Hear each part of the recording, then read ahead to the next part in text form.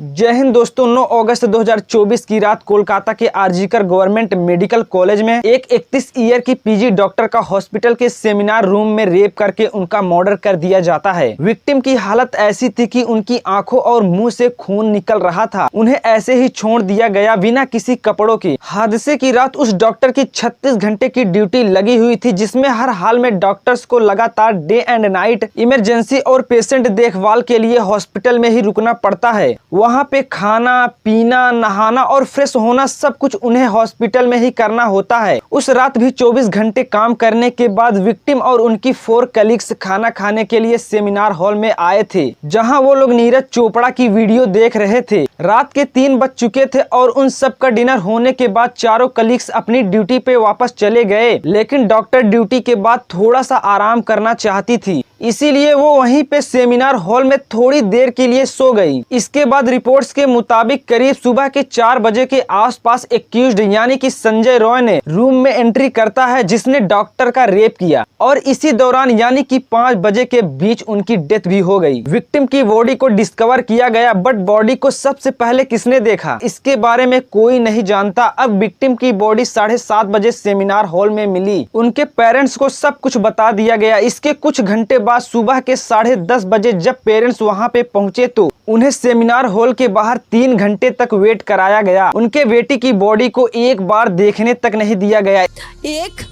Parents जिनकी बच्ची 31 years old की ऐसी खत्म हो जाती है, उनको 3 घंटा खड़ा रखा। एक पेरेंट्स जिनकी बच्ची उनको भी 3 घंटे तक खड़ा रखा। उनके पेरेंट्स रोते रहे, प्रशासन से गिड़गिड़ाते रहे कि उन्हें अपने बेटी को एक बार देखना है, लेकिन उनकी बिल्कुल नहीं सुनी गई। 3 घंटे बाद फाइनली पेरेंट्स अंदर गए तो उनकी बेटी की ऐसी हालत थी जिस हालत में कोई भी पेरेंट्स अपने बच्चे को नहीं देख सकता है। उनके शरीर पर कपड़े नहीं थे, चश्मा पूरी तरह से टूटा हुआ था, पूरी बॉडी पर इंजरी थी, जिसके मुंह में खून था। बच्चे के शरीर में कोई कपड़ा नहीं था, पैर दोनों राइट एंगल में मिला। मतलब बॉडी की कंडीशन ऐसी थी कि उसे देखकर कोई भी एक बार में बता सकता है कि ये pre planned murder and rape case है। लेकिन शायद हॉस्पिटल को ये सब कुछ नहीं दिख रहा था। हॉस्पिटल तो इस केस को एक सुसाइड केस बोलकर रातों रात रफा दफा करना चाहता था, और इसीलिए यही कहानी का पहला एविडेंस है और मेरा पहला सवाल भी कि एक क्लियर रेप और मर्डर केस को हॉस्पिटल और प्रशासन ने सुसाइड क्यों बताया। दूसरी बात, आखिर क्यों उनके पेरेंट्स को 3 घंटे तक वेट कराया गया, बॉडी तक नहीं दिखाई गई। क्या हॉस्पिटल और प्रशासन किसी को बचा रही थी या फिर अंदर एविडेंस के साथ छेड़छाड़ हो रही थी।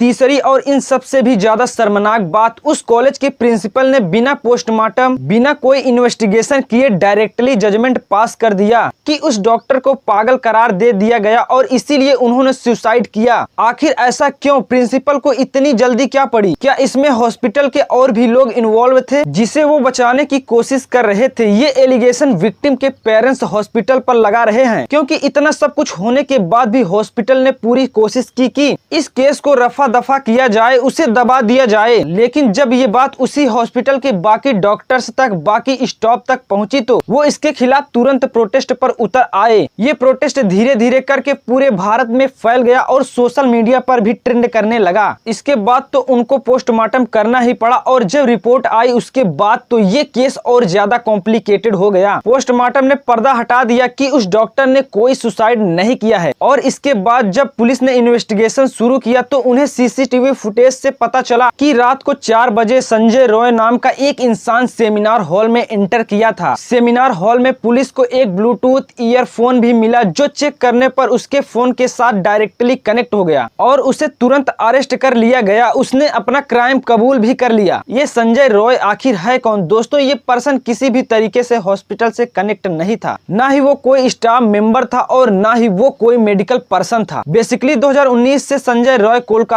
पुलिस के साथ वेलफेयर सेल में एक सिविक वॉलंटियर की तरह काम करता था। सिविक वॉलंटियर मतलब वो लोग होते हैं जो बेसिकली पुलिस को कुछ बेसिक काम में जैसे कि ट्रैफिक मैनेजमेंट और कई चीजों में हेल्प करते हैं। लेकिन इसके बावजूद रिपोर्ट्स के हिसाब से संजय रॉय अक्सर कोलकाता पुलिस की वर्दी पहन के घूमता था और उसने अपने बाइक में भी कोलकाता पुलिस का प्लेट लगाया हुआ था। अब मेरा चौथा सवाल ये है कि एक हॉस्पिटल में जहाँ किसी पेशेंट के रिश्तेदारों को भी बिना विजिटिंग कार्ड के एंट्री तक नहीं नहीं मिलती है, वहाँ इस बंदे को रात के 4 बजे बिना कोई रोक टोक के एंट्री कैसे मिल जाती है। किसी भी गवर्नमेंट हॉस्पिटल में गार्ड्स होते हैं, उन्होंने इस बंदे को क्यों नहीं रोका। पांचवी बात जो कि काफी ज्यादा सोचने वाली है, इस पूरे घटना की सीसीटीवी फुटेज रिलीज क्यों नहीं की जा रही है। अगला क्वेश्चन, क्राइम सीन से सिर्फ 20 मीटर की दूरी पर रिनोवेशन चालू करा दिया गया और पुलिस भी वहीं बैठी हुई है। आमतौर पर तो किसी भी क्राइम स्पॉट को सील कर दिया जाता है, इसमें ऐसा क्यों नहीं किया गया। दोस्तों ये जानते हुए भी कि इतना बड़ा क्राइम हुआ है, वहां पर कंस्ट्रक्शन चालू करने की परमिशन किसने दी, ये सच में एविडेंस को मिटाने की कोशिश करी जा रही है। एक और बात, संजय रॉय का ये कोई पहला क्राइम नहीं है। इस घटना के कुछ हफ्तों पहले ही ऑलरेडी उसके अगेंस्ट एक फीमेल डॉक्टर के साथ मिसबिहेव करने की कंप्लेंट रजिस्टर्ड हो चुकी है, लेकिन इस पर पुलिस ने क्या किया, कोई एक्शन नहीं लिया। और इस केस के भी पहले एक और औरत ने लाल बाजार पुलिस स्टेशन में ये कह के रिपोर्ट दर्ज की थी कि संजय रॉय पिछले 3 महीनों से उसे फोन करके परेशान कर रहा है। उस लेडी के एलिगेशन है कि संजय रॉय ने पहली बार उसे मेडिसिन खरीदने के बहाने आरजीकर मेडिकल हॉस्पिटल में उस लेडी से कांटेक्ट किया था और फिर प्रिस्क्रिप्शन से उसने उसका नंबर चुरा लिया, जिसके बाद लगातार संजय रॉय उसे परेशान कर रहा था और धमकी दे रहा था कि वो लेडी उससे मिलने आए। अगेन इस पर वहाँ की पुलिस ने क्या एक्शन लिया। अरेस्ट के बाद संजय रॉय के फोन से पोर्नोग्राफिक कंटेंट भी मिला और जब उसके पड़ोसियों से पूछताछ की गई तब उन्होंने बताया कि संजय रॉय की 4 बार शादी हो चुकी है और उसकी 3 वाइफ उसे छोड़कर चली गई थी। पेट से रही उसकी 4th वाइफ की डेथ हो गई थी कैंसर की वजह से। क्या यह चीज शॉकिंग नहीं है जब वही सेम आदमी सेम हॉस्पिटल की डॉक्टर के साथ पहले भी बदतमीजी कर चुका है। उसके ऊपर से उसका हिस्ट्री भी कुछ खास नहीं है। डोमेस्टिक वायलेंस के उसके ऊपर कितने सारे एलिगेशंस लग चुके हैं, फिर भी उस पर कोई एक्शन क्यों नहीं लिया गया। क्या पुलिस एक बड़ा क्राइम होने का इंतजार कर रही थी? बस यही मेरा आखिरी सवाल है। जब इस बंदे की पास्ट हिस्ट्री बताती है कि वो एक बड़ा क्रिमिनल है, फिर भी वो कैसे एक सिविक वॉलंटियर बन जाता है ऐसे गवर्नमेंट लेवल पोस्ट के लिए? कोई बैकग्राउंड चेक्स नहीं होते हैं क्या? दोस्तों ये गवर्नमेंट की सबसे बड़ी गलती है दोस्तों। इसीलिए आज पूरा देश देखना चाहता है कि अब इस केस में किसे बचाने की कोशिश की जा रही है। क्या इसके पीछे कोई स्ट्रॉन्ग पॉलिटिकल या ब्यूरोक्रेट्स हैं? क्या संजय रॉय को बलि का बकरा बना के पुलिस के हवाले करके बाकी रेपिस्ट को बचाया जा रहा है? अब रिपोर्ट्स में सामने आ रहा है कि जिस डॉक्टर को मारा गया ये क्राइम कोई एक लोग की बात नहीं है। दोस्तों मेरा आपसे एक ही निवेदन है कि आप लोग चाहे जिस भी स्टेट से हैं वहां से सपोर्ट जरूर करें ताकि इस केस में सही जस्टिस हो सके और संजय रॉय जैसे अपराधियों को सजा मिल सके। ऐसी ही और वीडियोस के लिए हमारे YouTube चैनल को सब्सक्राइब करना मत भूलिएगा। मिलते हैं अगली वीडियो में, तब तक के लिए जय हिंद।